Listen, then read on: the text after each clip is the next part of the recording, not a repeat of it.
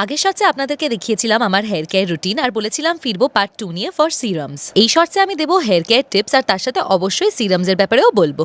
Shampoo and mask লাগানোর পর রুমে চলে আসি। চুলটাকে ভালোভাবে মোছার পর আমি ইউজ করি সিরাম, স্ট্রিক্স প্রফেশনালের ভাইটা রিচি গ্লস হেয়ার সিরাম। এটা হলো যখনই শ্যাম্পু করি আর মাঝে সাঝে যখন চুল খুব ড্রাই ফিল করে বা মাঝে সাঝে ট্রিটমেন্টের জন্য এটা একটা খুব ভালো জিনিস, এটা সবাই কিনে রাখতে পারো। এটা হলো লরিয়াল প্যারিসের extraordinary oil serum with 6 precious floral oils. এটা শ্যাম্পু করার আগে রাত্রিবেলা ইউজ করতে পারো, আবার শ্যাম্পু করার পরও ইউজ করতে পারো। আর আগে যা ট্রিটমেন্টস করতাম ওইগুলো কিচ্ছু করি না, ইনফ্যাক্ট আমি হেয়ার স্পাও করি না। ক্লাস 12-এ পাকামি করে পার্মানেন্ট স্ট্রেটনিং করে ফেলি আর তারপরে 2 বছর পর আবার করিয়েছিলাম। আর তারপরে চললো গ্লোবাল কালার্স আর হাইলাইট, কিন্তু এখন কিন্তু পুরোপুরি সব স্টপ। আর তার সাথে একটা খুবই ইম্পর্টেন্ট জিনিস যেটা করা উচিত আর আমি সেটা ছোটবেলার থেকে করি, সেটা হলো আমন্ডস আর ওয়ালনাটস খাওয়া। প্রতিদিন সকালে খালি পেটে ভেজানো আমন্ডস আর ওয়ালনাটস খাবে। বাদাম কিন্তু চুলের জন্য খুবই ভালো।